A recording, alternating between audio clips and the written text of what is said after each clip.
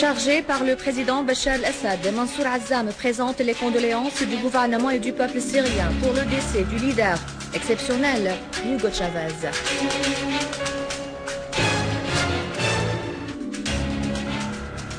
La Chine affirme son soutien à toute solution de la crise en Syrie acceptée par toutes les composantes du peuple syrien.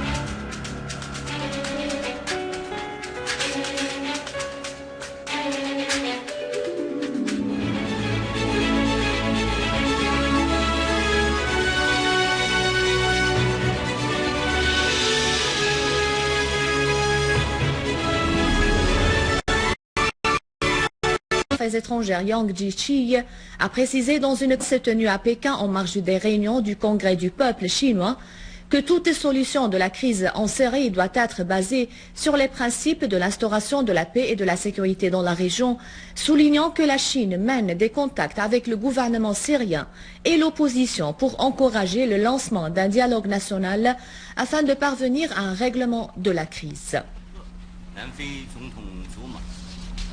Le représentant spécial du président russe pour les affaires du Moyen-Orient, vice-ministre des Affaires étrangères Mikhail Bogdanov et le sous-secrétaire d'État américain William Burns ont affirmé lors d'une rencontre hier à Londres leur attachement au communiqué de Genève et ont insisté sur l'arrêt immédiat de la violence en Syrie et sur l'amorce d'un processus politique à travers le lancement d'un dialogue national intersyrien.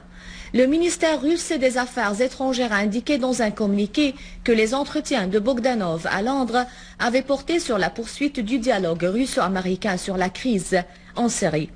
Le communiqué a ajouté que Bogdanov s'était également réuni avec le secrétaire général adjoint aux affaires politiques, Jeffrey Feltman, avec qui il a discuté de la nécessité de résoudre la crise en Syrie. Sinon, ces retombées pourraient déstabiliser la région tout entière. La souffrance des déplacés syriens qui ont été contraints à quitter leur foyer à cause des crimes perpétrés par les groupes terroristes armés se poursuit. Ainsi, 35 tentes ont pris feu hier dans le camp de Zaatari, dans le nord de la Jordanie, mais l'incident n'a pas fait de blessés ou de graves blessés selon un responsable jordanien. Des résidents ont joué avec des fils électriques provoquant un court-circuit qui a causé un incendie dans 35 tentes du camp Al-Zaatari, a affirmé le responsable. Le 19 février, une fillette de 7 ans était morte dans l'incendie de sa tente dans le camp de Zaatari. 135 déplacés syriens avaient récemment regagné la Syrie volontairement et en réaction aux mauvaises conditions de vie dans le camp de Zaatari, au chantage politique et pression psychologique dont ils font l'objet lors de leur séjour dans le camp.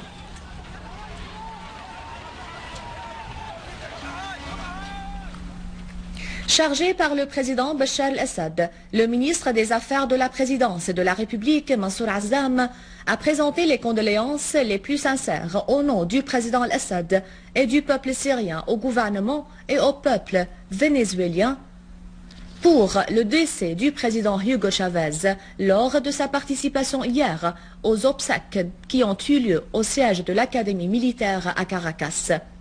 M. Mansour Azzam a présenté au président vénézuélien par intérim Maduro Moros les condoléances du président al-Assad et les consolations du peuple et du gouvernement syrien pour la disparition du cher ami du peuple arabe et de ses causes en général et du peuple syrien en particulier. M. Azzam a présenté également ses condoléances à la famille du président Chavez et à un nombre de dirigeants de l'Amérique latine.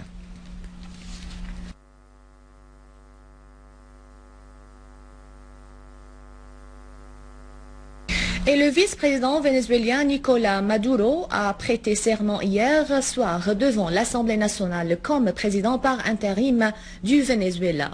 Jusqu'à la convocation d'une nouvelle élection présidentielle, Maduro a demandé la convocation immédiate d'une élection présidentielle lors du discours prononcé devant l'Assemblée nationale et retransmis à la télévision. Selon la Constitution, l'élection doit se tenir dans un délai de 30 jours suivant le décès du président. À Alep, les habitants du quartier El-Ashrafieh ont organisé une marche populaire imposante en signe de reconnaissance et de soutien à l'armée arabe syrienne qui, grâce à son sens du devoir et ses sacrifices, a pu rétablir la paix et la sécurité dans la ville et à faire face aux terroristes qui s'étaient infiltrés dans divers quartiers de leur ville, les poussant à déposer les armes. En effet, au gouvernorat ou dans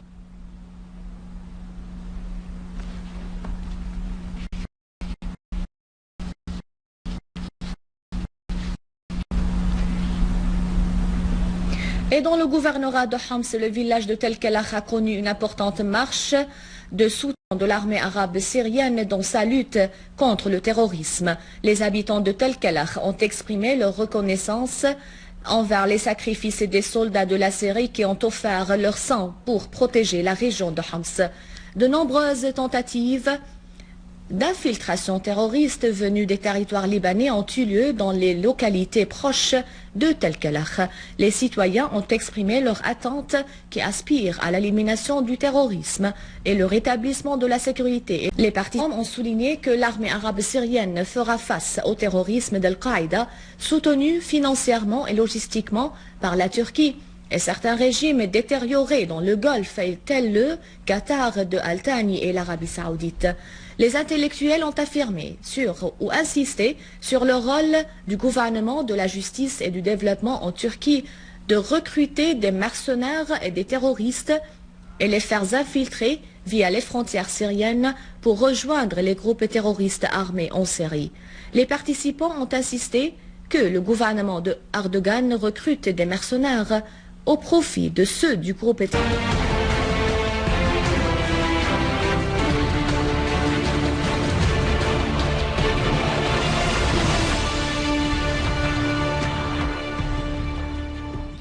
Au Bahreïn, les forces de police de Al-Khalifa ont blessé des dizaines de participants aux obsèques organisées dans la localité Al-Dia pour Mahmoud Al-Jaziri, jeune homme tué lors des récentes manifestations. La police a attaqué la cérémonie de deuil en utilisant de balles réelles et des gaz lacrymogènes pour empêcher la grande participation populaire à cette cérémonie. Les autorités de Al-Khalifa ont reconnu ces faits, mais elles ont prétendu qu'elles poursuivaient des groupes d'émeutiers, un terme utilisé contre des manifestants bahreïnis qui demandent de promouvoir des réformes constitutionnelles et établir la justice sociale au Bahreïn. Des dizaines de blessés parmi les participants aux obsèques de Mahmoud Al-Jaziri.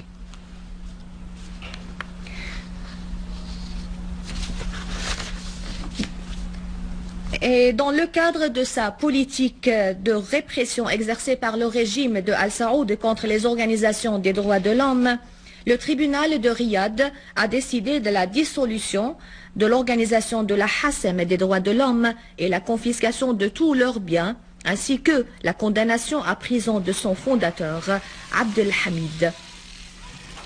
Le deuxième fondateur, Mahmoud Ben Fahd Al-Qahtani, a été de même condamné à 5 ans ou de 5 ans de plus de prison et tous les deux ont été interdits de voyage.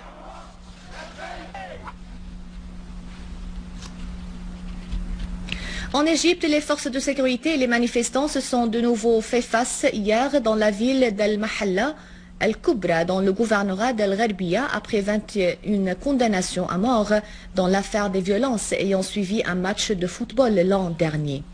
Pendant ce temps, les affrontements se poursuivaient aux abords de Midan, Al-Choun et Al-Bandar, où les forces de sécurité ont fait usage de gaz lacrymogène, faisant 24 blessés, dont le chef adjoint du département de sécurité du gouvernorat d'Al-Gharbia. Les manifestants ont par ailleurs tenté d'interrompre la navigation sur le canal de Suez et ont mis le feu à un bâtiment abritant des officiers de police au siège de la Fédération de football au Caire. Des renforts militaires et des blindés ont par la suite été déployés près des sièges gouvernementaux. Les policiers du poste de police Al-Umraniya Al-Giza ont par ailleurs observé une grève au moment où le ministre de l'Intérieur a limogé le commandant de la police anti-émeute à la suite des mouvements de grève des forces de sécurité qui réclament le retrait des conflits politiques.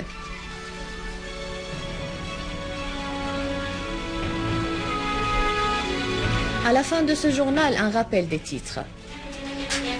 Chargé par le président Bachar al-Assad, Mansour Azzam présente les condoléances du gouvernement et du peuple syrien pour le décès du leader exceptionnel Hugo Chavez.